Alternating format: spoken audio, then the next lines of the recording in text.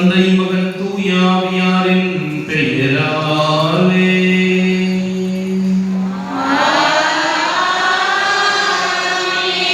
நம் ஆண்டவராகிய இயேசு கிறிஸ்துவின் அருளும் கடவுளின் அன்பும் தூய ஆவியாரின் நட்புறவும் உங்கள் அனைவரோடும் இருப்பதாக.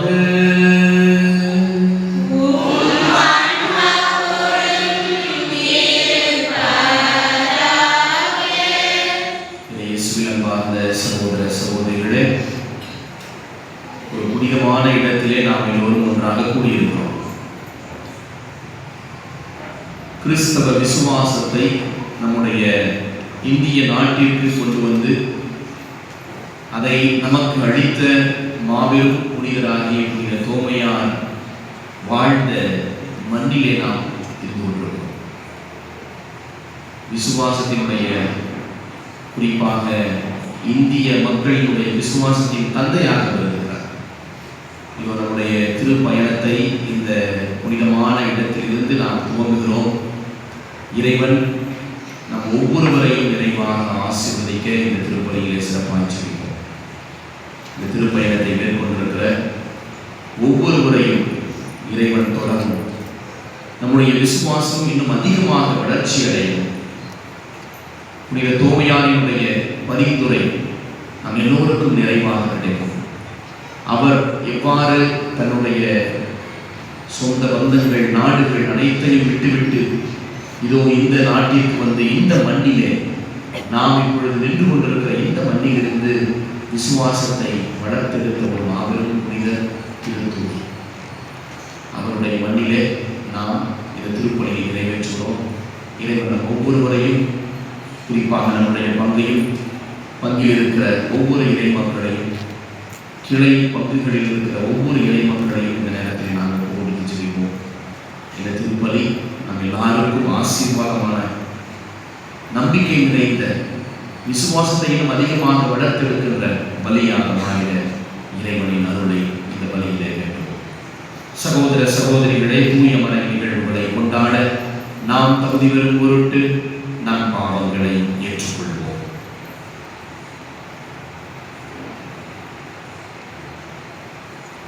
எல்லாம் வல்ல இறைவனிடமும்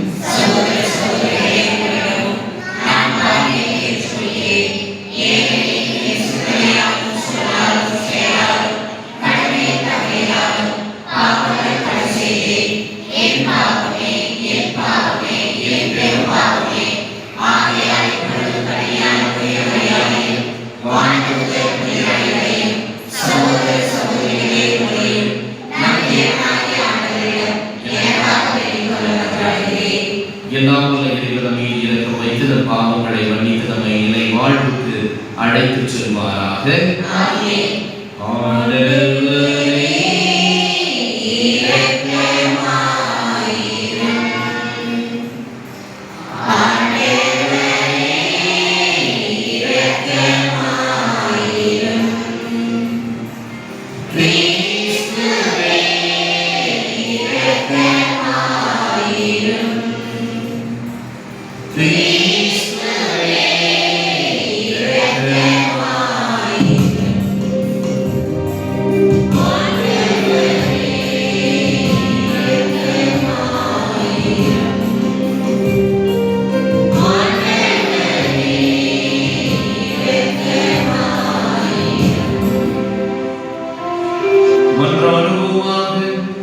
ஆண்டவரே, உம்மாலன்றி நாங்கள் உமக்கு மகிழ்ச்சி அளிக்க முடியாது.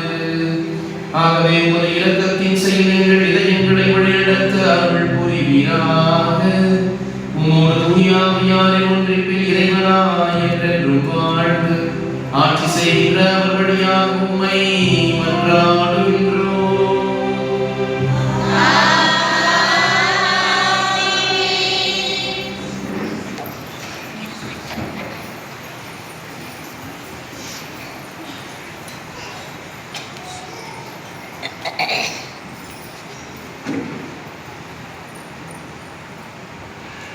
முதல் வாசகம். வெட்டுவதற்கு கொண்டு செல்லப்படும் சாந்தமான செம்மறி போல் இருந்தேன். இறைவாக்கினர் எரேமியா நூலிலிருந்து வாசகம். ஆண்டு வெளிப்படுத்தினார். நானும் புரிந்து கொண்டேன். பின்னர் நீர் அவர்களின் செயல்களை எனக்கு காட்டினீர். வெட்டுவதற்கு கொண்டு செல்லப்படும் சாந்தமான செம்மறி போல் இருந்தேன். அவர்கள் எனக்கு எதிராய், மரத்தை பழத்தோடு அழிப்போம், வாழ்வோரின் நாட்டிலிருந்து அவனை அகற்றி விடுவோம், அவன் பெயர் மறைக்கப்படட்டும் என்று சொல்லி சதித்திட்டம் தீட்டியதை நான் அறியாதிருந்தேன். படைகளின் ஆண்டவரே, நீர் நேர்மையோடு தீர்ப்பிடுபவர். உள் உணர்வுகளையும் இதய சிந்தனைகளையும் சோதித்தறிபவர். நீர் அவர்களை பழி வாங்குவதை நான் காண வேண்டும். ஏனெனில் என் வழக்கை உம்மிடம் எடுத்துரைத்துள்ளேன். ஆண்டவர் வழங்கும் அருள்வாக்கு. பதிலுரை பாடல் பல்லவி. ஆண்டவரே, உம்மிடம் நான் அடைக்கலம் புகுந்தேன். என் கடவுளாகிய ஆண்டவரே, உம்மிடம் அடைக்கலம் புகுந்தேன். என்னை துரத்துவோர் அனைவரிடமிருந்தும் என்னை காப்பாற்றி தப்புவியும். இல்லையெனில் என் எதிரிகள் சிங்கம் போல என்னை பீறி கிழித்து போடுவார்கள். விடுவிப்போர் எவரும் இரார். பல்லவி. ஆண்டவரே, உம்மிடம் நான் அடைக்கலம் புகுந்தேன். ஆண்டவரே, என் நேர்மைக்கும் வாய்மைக்கும் ஏற்ப எனக்கு தீர்ப்பளியும். பொல்லாரின் தீமையை முடிவுக்கு கொண்டு வாரும். நல்லாரை நிலைநிறுத்தும். நீர் எண்ணங்களையும் விருப்பங்களையும் கண்டறிபவர். நீதி அருளும் கடவுள். பல்லவி. ஆண்டவரே, உம்மிடம் நான் அடைக்கலம் புகுந்தேன். கடவுளே, என் கேளையும் நேரிய உள்ளத்தோரை அவர் விடுவிப்பார். கடவுள் நடுநிலை தவறாத நீதிபதி. நாள்தோறும் அநீதியை பொறுத்து கொள்ளாத இறைவன். பல்லவி. ஆண்டவரே, உம்மிடம் நான் அடைக்கலம் புகுந்தேன்.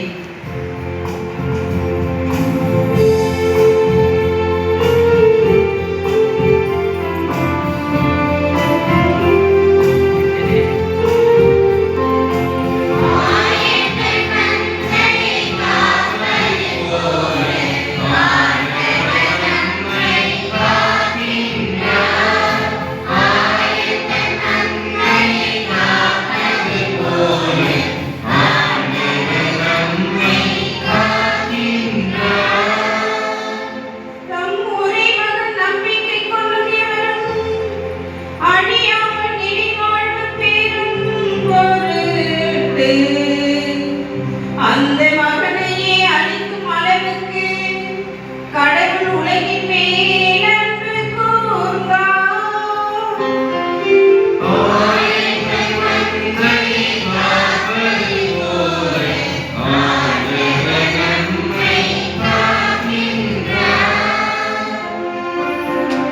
ஆண்டவர் உங்களோடு இருப்பாராக.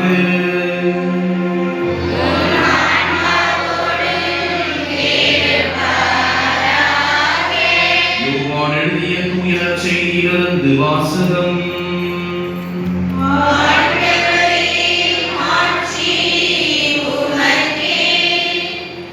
அக்காலத்தில் யூதர்களின் திருவிழா கூட்டத்தில் சிலர் இயேசுவின் வார்த்தைகளை கேட்டு வரவேண்டிய இறைவாக்கினர் உண்மையில் இவரே என்றனர்.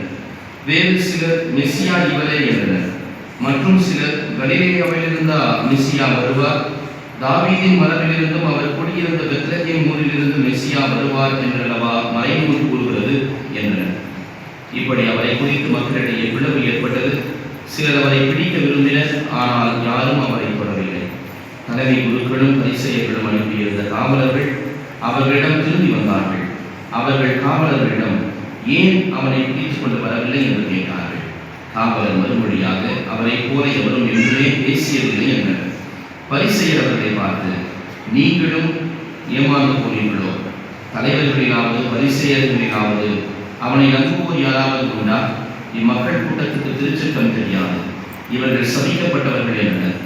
அங்கிருந்த பரிசேயருள் ஒருவர் நிக்கதேம். அவரே முன்பு நாள் இயேசுவிடம் வந்தவர். அவர் அவர்களிடம், ஒருவரது வாக்குமூலத்தை கேளாது அவர் என்ன செய்தார் என்று அறியாது ஒருவருக்கு தீர்ப்பளிப்பது நமது சட்டப்படி முறைமையாகுமா என்று கேட்டார். அவர்கள் மறுபடியாக, நீரும் கலிலேயா என மறைநூலை துருவி ஆய்ந்து பார், அப்போது கலிலேயாவிலிருந்து இறைவாக்கினர் யாரும் தோன்றுவதில்லை என்பதை அறிந்து கொள்வீர் என்றார்கள். அவர்கள் ஒவ்வொருவரும் அவரவர் வீட்டுக்கு சென்றார்கள். ஆண்டவரின் அருள்வாக்கு.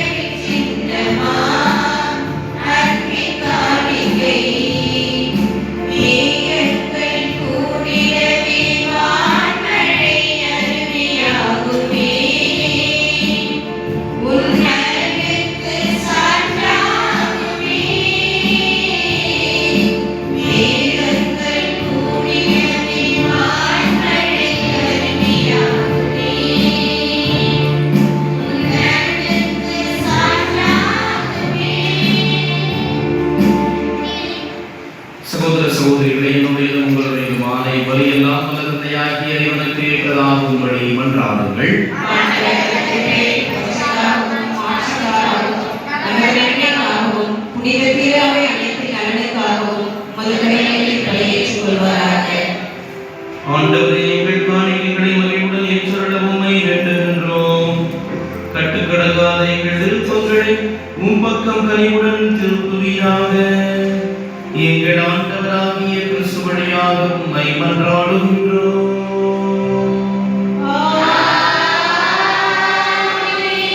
ஆண்டவர் உங்களோடு இருப்பாராக.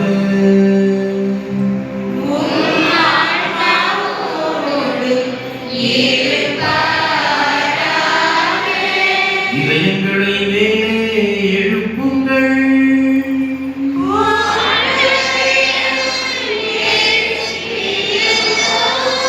நம் தேவனாகிய ஆண்டவருக்கு நன்றி கூறுவோம்.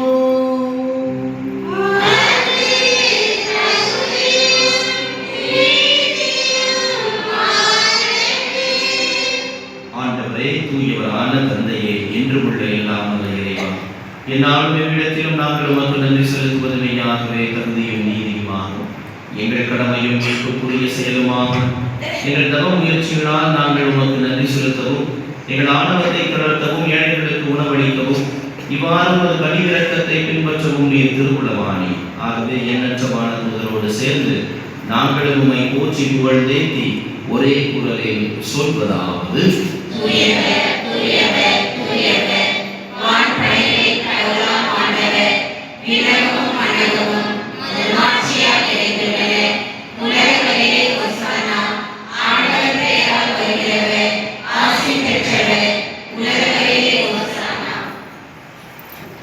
ஆண்டவரே, நீதியாகவே தூயவர், தூய்மை அனைத்துக்கும் மூச்சு. ஆகவே உம்முடைய ஆவியை பொழிந்து காணிக்கைகளை இவ்வாறு எங்கள் ஆண்டவர் இயேசு கிறிஸ்துவின் உடலும் இரத்தமுமாக எங்களுக்கு இவை மாறுவனமாக. அவர் பாடுபட உடல் கனிந்து தம்மை கையளித்த போது அப்பத்தை எடுத்து நன்றி செலுத்தி அதை விட்டு தம் சீடர்களுக்கு அளித்து கூறியதாக: அனைவரும் இதிலிருந்து பெற்று உண்ணுங்கள், ஏனெனில் இது உங்களுக்காக கையளிக்கப்படும் என் உடல்.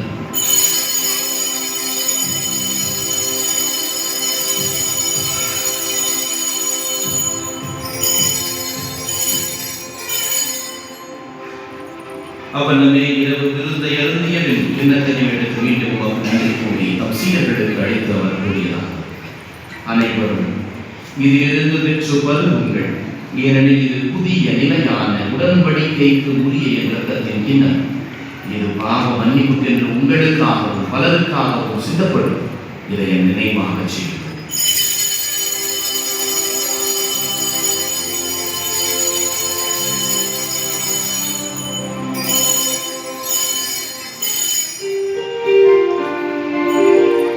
நம்பிக்கையின் மறைபொருள்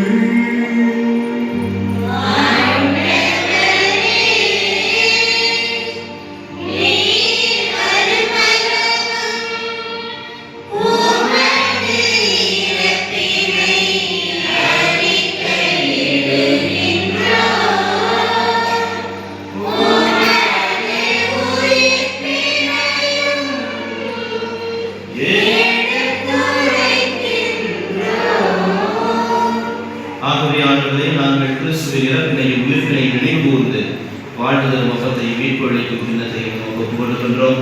உம் திருமணம் என்று உமக்கு ஊழியம் புரிய தகுந்தவர்களை எங்களை ஏற்றுக்கொண்டீர். எனவே உமக்கு நன்றி செலுத்துகின்றோம். மேலும் கிறிஸ்துவின் உடலிலும் இரத்தத்திலும் பங்கு பெறும் எங்களை தூய ஆவியார் ஒன்று சேர்க்க வேண்டும் என உம்மை தாழ்மையுடன் மன்றாடுகின்றோம். ஆண்டவரே, உலகெங்கும் பரவி இருக்கும் உமது திரு அவையை நினைவுகூர்ந்தருளும். எங்கள் திருத்தந்தை லியோ, எங்கள் ஆயர் நீதிநாதன், எல்லா திருநிலையினராகிய அனைவரோடும் உமது திரு அவை அன்பின் நிறைவு பெறச் செய்கிறோம். மேலும் உயிர்த்தெழுவது நோக்குடன் துயில் கொள்ளும் எங்கள் சகோதர சகோதரிகளை இறந்தோர் அனைவரையும் இரக்கத்துடன் நினைவு கூர்ந்து உமது திருமுக ஒளியிலுள்ள எச்சரிலும் எங்கள் அனைவர் மீதும் இரக்கமாயும். கடவுளின் கன்னித்தாயான புனித மரியா, அவருடைய கணவரான புனித யோசேப்பு, புனித திருத்தூதர்கள், இவ்வுலகில் உமக்கு உகந்தவராகிய புனிதர் அனைவருடனும் நாங்கள் நிலை வாழ்வில் பங்கு கொள்ளும் தகுதி பெற்று உம் திருமகன் இயேசு கிறிஸ்து வழியாக உம்மை புகழ் தேர்த்தும் வரமருள உம்மை மன்றாடுகின்றோம். இவர் வழியாக எல்லாம் வருகிற இறைவனாகிய தந்தை தூய ஆவியாரின் ஒன்றில் எல்லா புகழும் ஆட்சியும் என்றென்றும் உமக்கு உரியதே.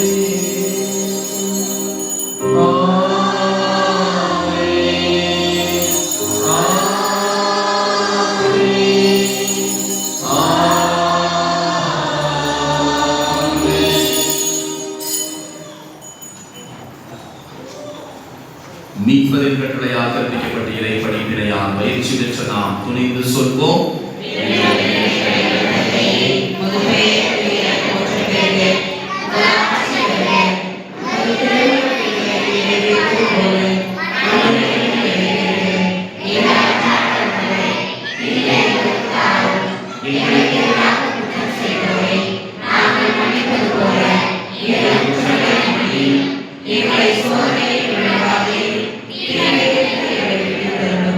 ஆண்டவரே, தீமை அனைத்திலிருந்து எங்களை விடுவித்து எங்கள் வாழ்நாளில் அமைதியை கனிவுடன் அருளவும் என்றாடுகின்றோம். உமது இரக்கத்தின் உதவியால் நாங்கள் பாவத்தில் இருந்து எப்போதும் விடுதலை பெற்று யாதொரு கலக்கமும் இன்றி நலமாக இருக்குமாக நாங்கள் எதிர்நோக்கி இருக்கும் பேரின்பத்துக்காகவும் எம் மீட்பராகிய இயேசு கிறிஸ்துவின் வருகைக்காகவும் காத்திருக்கின்றோம். ஆண்டவரே இயேசு கிறிஸ்துவே, அமைதியை உங்களுக்கு விட்டுச் சொல்கிறேன், என் அமைதியையே உங்களுக்கு அளிக்கின்றேன் என்று உம் திருத்தூதர்களுக்கு மொழிந்தேன். எங்கள் பாவங்களை பாராமல் உமது திரு அவையின் நம்பிக்கையை கண்ணோக்கி உமது திருவுளத்துக்கு ஏற்ப அதற்கு அமைதியையும் ஒற்றுமையையும் அளித்தருள்வீராக. என்றென்றும் வாழ்ந்து ஆட்சி செய்கின்றவர் நீரே. ஆண்டவருடைய அமைதி உங்களோடு என்றும் இருப்பதாக. ஒருவர் அமைதியை பகிர்ந்து கொள்வோம்.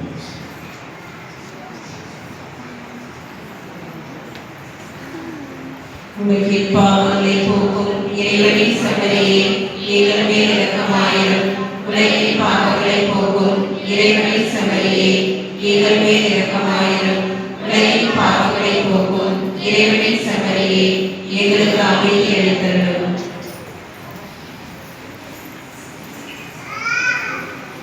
இதோ இறைவனின் செம்மறி, இதோ உலகின் பாவங்களை போக்குபவர். செம்மறியின் விருந்துக்கு அழைக்கப் பெற்ற நாம் அனைவரும் பேறு பெற்றோர்.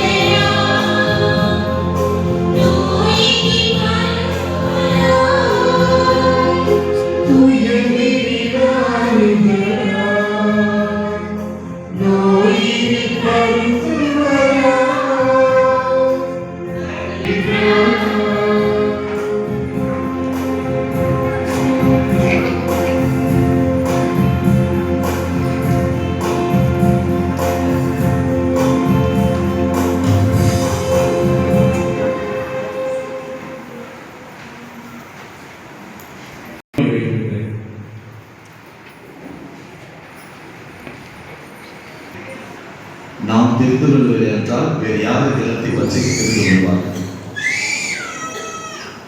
இந்த புனித தோமையார் மலை தேசிய திருத்தல பசிலிக்கா பேராலயம், இந்த இடம்தான் இந்திய கிறித்துவத்தின் பிறப்பு. இந்த இடம்தான் இந்திய கிறித்துவத்தின் தொட்டில். The birthplace and the cradle of Christian faith in India.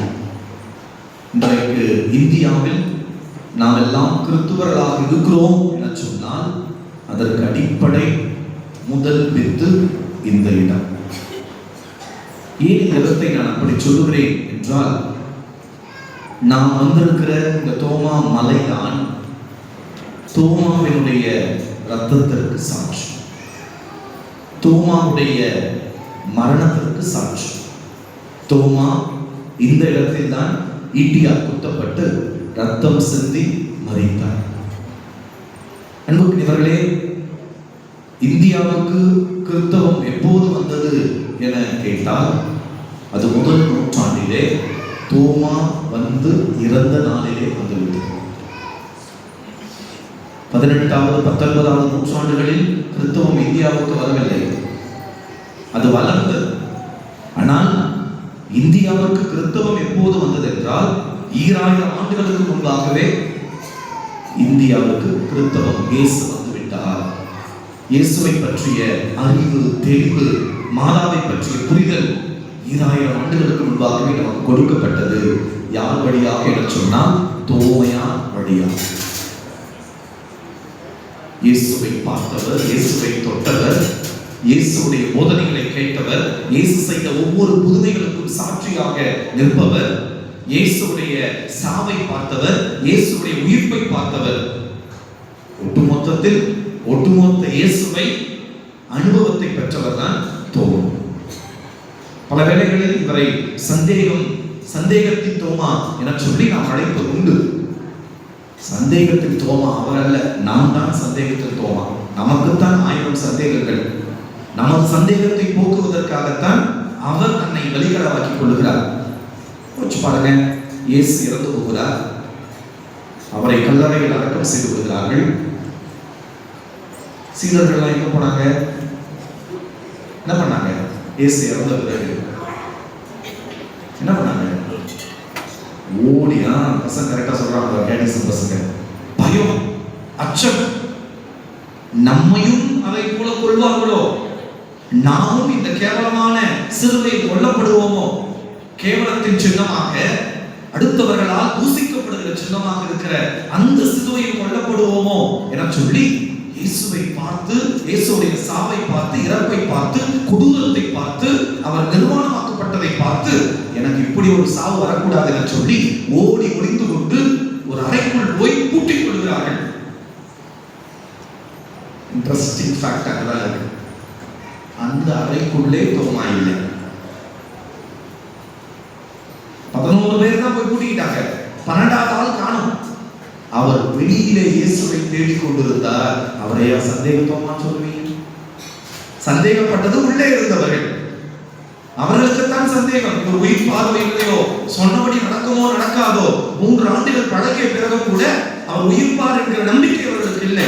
ஓடி ஒளிந்து கொள்கிறார்கள், பயத்தில் இருக்கிறார்கள். ஆனால் தோமா கொஞ்சம் கூட பயப்படாமல் வெளியிலே அவர் தேடிக்கொண்டிருக்கிறார்.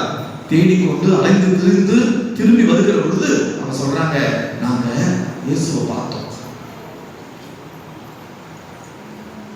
அப்போ முதல் உயிர்ப்பின் பொழுது, முதல் உயிர்ப்பு இயேசு காட்சி கொடுத்த போது தோமா அங்கே இல்லை.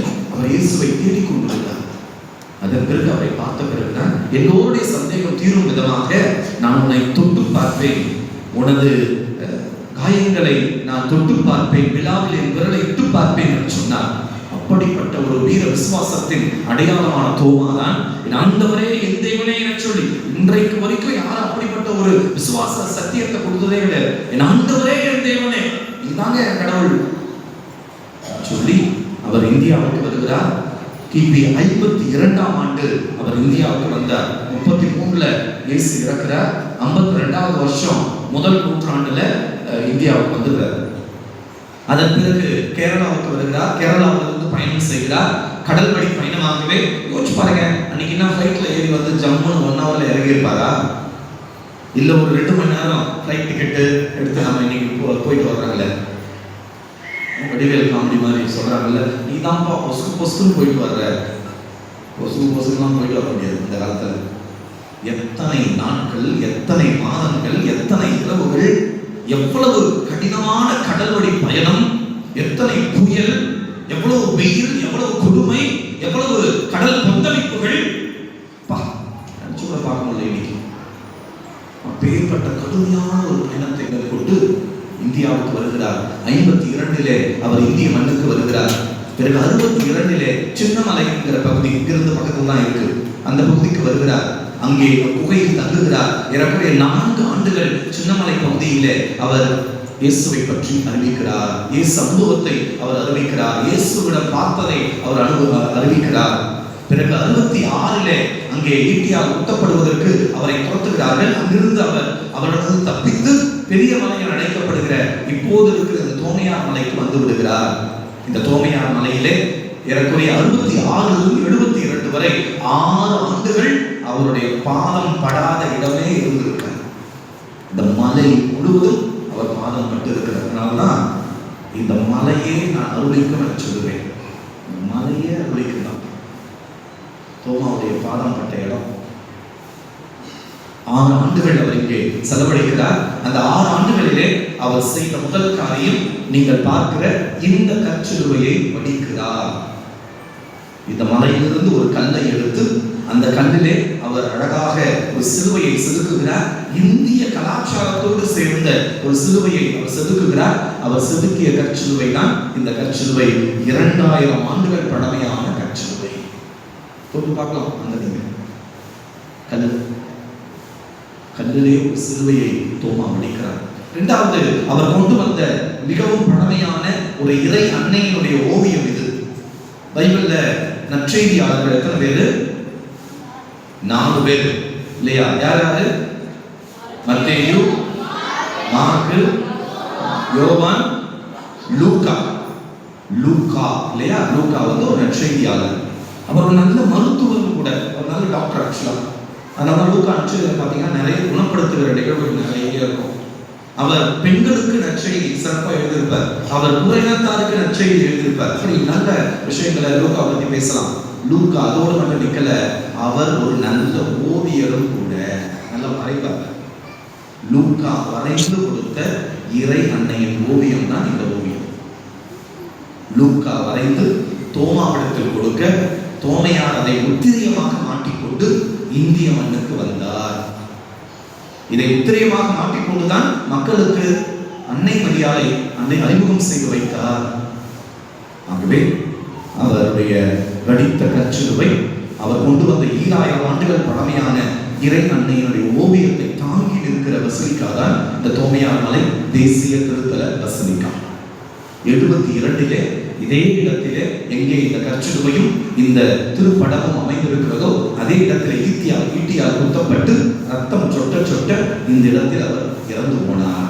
அவர் இறந்த இடத்தின் மீது 1151 ஆண்டு, 151 2வது நூற்றாண்டிலே 151 ஆண்டு ஒரு திருப்பீடம் ஒன்றை அமைக்கிறார்கள்.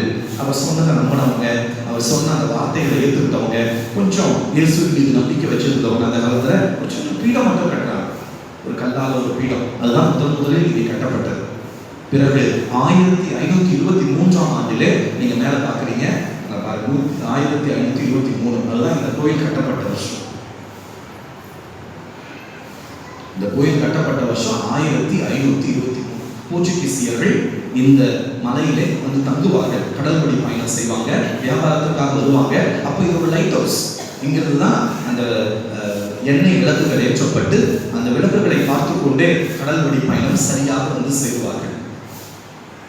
பிறகு இந்த மலையில் வந்து தங்குகிற பொழுது நான் ஏன் இங்கே ஒரு கோவில் கட்டக்கூடாதுன்னு சொல்லி ஒரு கோவில் கட்டுவதற்கு அடிக்கலம் போடுகிறார்கள். அப்பொழுது கிடைத்த சிலுவை தான் இந்த கற்சிலுவை. அப்போது கிடைத்த இறை அன்னையின் ஓவியம் தான் இந்த மடுகோன் ஆஃப் இந்தியா அழைக்கப்படுகிற இந்த இறை அன்னையின் ஓவியம். அந்த இரண்டையும் நடுநாயகமாக வைத்து 1523 ஆண்டு இந்த தேவாலயம் கட்டப்பட்டது. இந்த தேவாலயத்திற்கு வயசு 502. யாராவது கட்ட முடியுமா? இன்னைக்கு ஒரு கம்பி கிடையாது, ஒரு பில்லர் கிடையாது. அவ்வளவு அழகான ஒரு தேவாலயத்தை கட்டுகிறார்கள். அதன் பிறகு போர்ச்சுகீசியர்கள் வந்த பிறகு அவர்களுடைய அந்த மிஷனரிமார்கள், போர்ச்சுகீசிய மிஷனரிமார்கள் இங்கே சாப்ளினாக, இங்கே குருவாக பணியாற்றுகிறார்கள். அப்படி ஒரு குருவானவர் காஸ்பர் கொகெலோ அவர்கள் இங்கே பணியாற்றி கொண்டிருந்த பொழுது இங்களை மாதிரியே பூசை வச்சுக்கிட்டே இருக்கிறாரு. டிசம்பர் 18ஆம் தேதி 1558வது வருஷம் பூசை வச்சுக்கிட்டே இருக்கிறாரு. அப்பொழுது இந்த கற்சிலுவையிலிருந்து டிசம்பர் 18ஆம் தேதி ரத்தம் வடிந்ததாக வரலாற்றில் எழுதியிருக்கிறார். அவர் பணியாற்றிய அந்த ஆண்டுகளிலே ஒவ்வொரு ஆண்டும் இந்த கற்சிலுவை 16ஆம் நூற்றாண்டிலே ரத்தம் வடிந்திருக்கிறது. அதனால்தான் இதை ரத்தம் சுரியும் கற்சிலுவை அப்படின்னு சொல்றாங்க. அதன் பிறகு அர்மேனியர்கள் வர்றாங்க. இங்க நீங்க பார்க்குற இந்த ரீடிங் ஸ்டாண்டு, இங்க இந்த ரீடிங் வாசிக்கிற நற்செய்தி அல்லது வாசகங்கள் வாசிக்கிற இந்த மேடை, இது 400 ஆண்டுகள் பழமையானது, 300 ஆண்டுகள் பழமையானது. இங்க இருக்கிற ஒவ்வொரு படமும் அர்மேனியர்கள் கொடுத்த படங்கள் எல்லாமே அப்போஸ்தலர்களை பற்றிய படங்கள். அதுல நீங்க உன்னிப்பா பார்த்தீங்கன்னா அந்த அப்போஸ்தலர் எப்படி இறந்திருக்கிறார்கள் கூட உள்ள வரைஞ்சிருப்பாங்க. உன்னிப்பா பார்த்தீங்கன்னா அது இருக்கும். ஒரு அப்போஸ்தலர் எப்படி இறந்தாங்க அப்படின்னு சொல்லி. இவையும் 300 ஆண்டுகள் பழமையானது. நீங்க இங்கிருந்து பார்த்தீங்கன்னா படிக்கட்டுகள் கீழே போகும், மலையிலிருந்து கீழே. அந்த படிக்கட்டுகள் போடப்பட்டு 300வது ஆண்டு, இந்த வருஷம் தான் அது 1726ல் இந்த படிக்கட்டு போட்டிருக்காங்க. இது 300வது வருஷம். இது கொடுத்து 300வது வருஷம். இந்த படங்கள் கொடுத்து 300வது வருஷம் ஆகும். 300 ஆண்டுகள். இதை விட இன்ட்ரெஸ்டிங் என்னன்னா, உங்களுக்கு தெரியும், நீங்க பாண்டிச்சேரியில் வந்துருக்கீங்க, மலைமாவட்டத்துல இருந்து. இங்க அடையாறு ஆறு பக்கத்துல இருக்கு, அடையாறு ஆறு.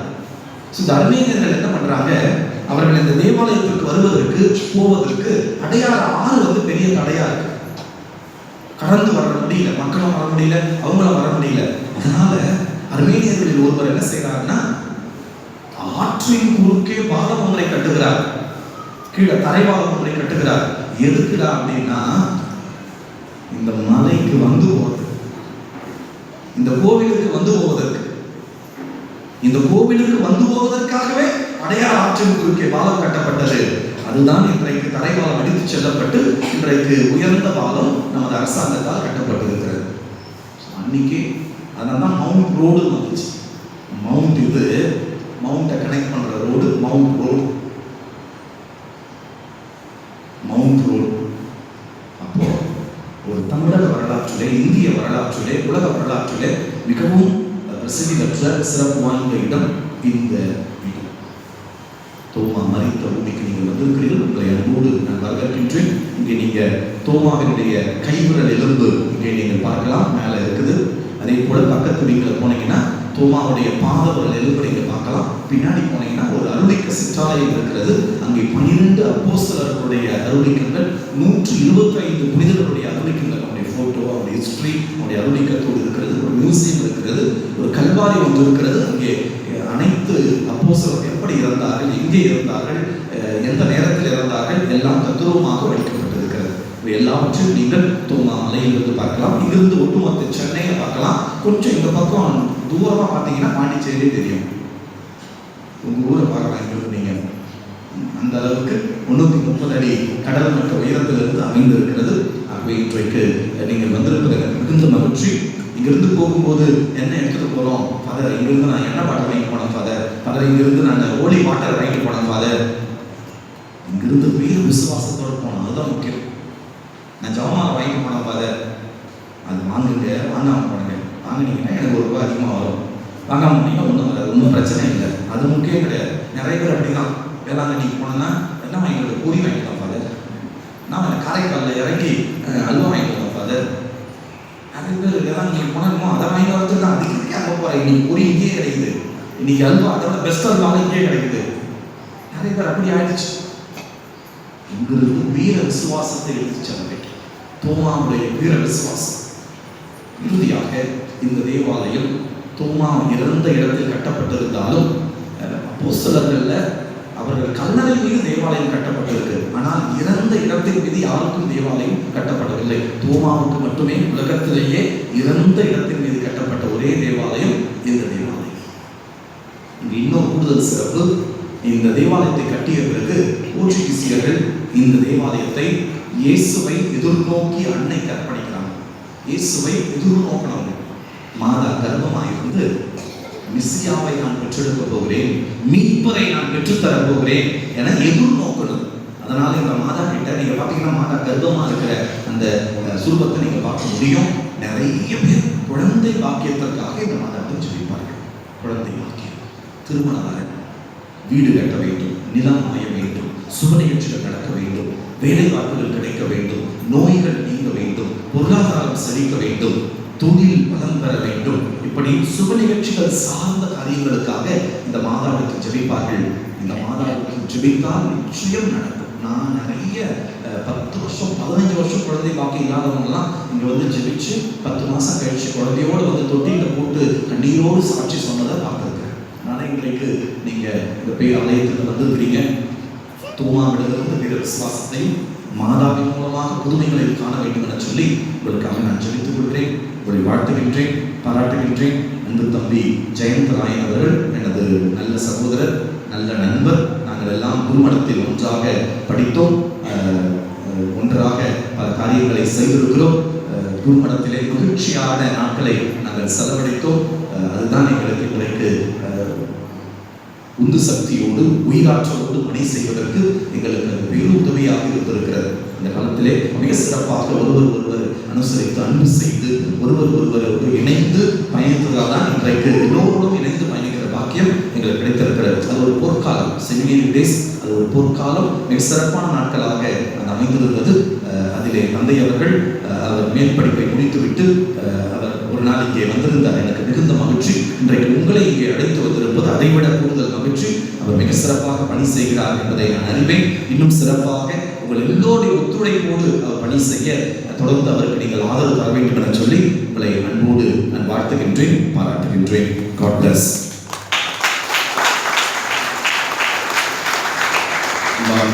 மக்களே, அன்பிற்கும் பாசத்திற்கும் அன்பு சகோதரர் தந்தை ஏடி மைக்கேல் இந்த பேராலயத்தினுடைய அதிபர் தந்தையாக இருந்து சிறப்பாக செயலாற்றி கொண்டிருக்கிறார். எனவே எங்களுடைய அன்பு மக்கள், மேல் சித்தாமூர் மக்களின் சார்பாக மீண்டும் ஒரு முறை மனமார்ந்த நன்றியை அதை பார்த்து நாங்கள் வந்தோம். அவருடைய அந்த செயல்பாடு காலங்களில் இந்த செயல்பாடு தான் எங்களெல்லாம் ஊக்குவித்தது. அதனுடைய செயல்பாடு தான் இன்றைக்கு நல்ல உறவோடு வெவ்வேறு மறை மாவட்டத்தில் பணி செய்தாலும் எப்பொழுது வந்தாலும் இன்பத்தோடு வரவேற்கிற ஒரு அன்பு சகோதரர். எனவே மனமார்ந்த நன்றி. திருப்பதி முடிந்தவுடன் நாம் உணவருந்த செல்வோம். பின்னாடி இங்கே கோயிலுக்கு பின்னாடி அந்த இடத்துல நாம் உட்கார்ந்து சாப்பிடுவோம். ஏற்கனவே தந்தை சொன்னது போல இந்த பக்கம் அன்னையினுடைய சுரூபம் இருக்கிறது, இந்த பக்கம் இது தோமையாளனுடைய அருளிகள் இருக்கின்றன. எல்லாவற்றையும் நீங்கள் பாருங்கள், நேரம் எடுத்துக் கொள்ளுங்கள். ஆனால் ரொம்ப நேரம் எடுக்க வேண்டாம், நம்ம அடுத்தடுத்த இடங்களுக்கு செல்ல வேண்டும். எனவே நாம் உடனடியாக நாம் செல்வோம். இதோடு இன்றைக்கு நம்முடைய காலை உணவோடு சேர்த்து நமக்கு காலையிலே ஒரு சில சிற்றுண்டிகளை தர நம்முடைய ஊரை சார்ந்த மக்கள் இங்கே இருக்கிறாங்க இல்லையா, அவங்க ரமேஷ், பாஸ்கா, இந்திராணி, அமலா, பிரான்சிஸ், செல்வி நமக்கு சிற்றுண்டிகளை வழங்க இருக்கிறார்கள். எனவே அவர்களுக்கும் நம்முடைய மனமார்ந்த நன்றி. என்னுடைய வகுப்பு தோழர் அருள் தந்தை பிரபுதாஸ் அவர்கள் வந்திருக்கிறார், உங்களை பார்க்கறதுக்காக வந்திருக்கிறார். அவர் நம்ம எல்லாருக்கும் இன்றைக்கு காலையில் தேநீர் கொடுக்கிறார். அவர் பிரபுதாஸ் தந்தை பின்னாடி இருக்கிறார், நமக்காக வெயிட் பண்ணிட்டு இருக்கார். நம்ம அவரை சந்திப்போம். எனவே பல்வேறு அன்புள்ளங்கள் நமக்காக ஒத்துழைக்கிறார்கள். எனவே நாமும் விரைவாக நம்முடைய ஜெபங்களை எல்லாம் முடித்துவிட்டு எல்லாம் தொட்டு நல்லா ஜெபம் பண்ணுங்க. ஃபாதர் சொன்ன மாதிரி நம்பிக்கையை, வீரமான நம்பிக்கையை நம்முடைய ஊருக்கு எடுத்துகிட்டு போவோம். ஏற்கனவே நாம் எல்லாரும் நல்ல நம்பிக்கையாளர்கள், விசுவாசம் உள்ளவர்கள். இன்னும் அதிகமான விசுவாசத்தை நம்ம மக்களுக்கு போய் இந்த 90 பேர் கொண்டு போய் கொடுக்கணும். அதுதான் நம்முடைய பெரிய ஒரு பணி. எனவே இந்த நாள் கொஞ்சம் கஷ்டமாக தான் இருக்கும், வெயில் அடிக்குது, அடுத்து போகணும். ஆனால் சிரமங்களை பார்க்காமல் கிறிஸ்துவுக்காக நாம் இந்த பயணத்தை மேற்கொள்வோம். அனைவரும் எழுந்திருப்போம். மன்றாடுவோமாக. ஆண்டவரை, வரவிருக்கும் புனித நிகழ்வுகளுக்கு விரைந்து செல்லும் மக்களை காத்தருளும். அவர்கள் விண்ணகருளை தாராளமாக பெற்று காணக்கூடிய ஆறுதல்களால் உதவி அடைந்து காண இயலாத நன்மைகளை நோக்கி மிக விரைவாக செல்ல தூண்டல் பெறுவார்களாக. எங்கள் ஆண்டவராகிய கிறிஸ்து வழியாக உம்மை மன்றாடுகின்றோம்.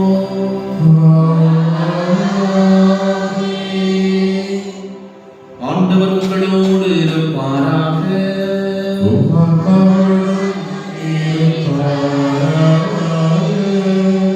எல்லாம் வல்ல இறைவன் தந்தை, மகன், தூய ஆவியாரின் ஆசி உங்கள் அனைவர் மீதும் தங்குவதாக.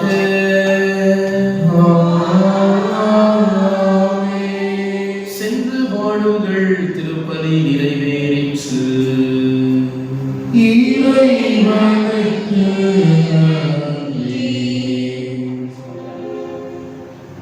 நம்ம அந்த ஒரு மணிக்கு சரியா 10:45 நம்ம கிளம்புவோமா?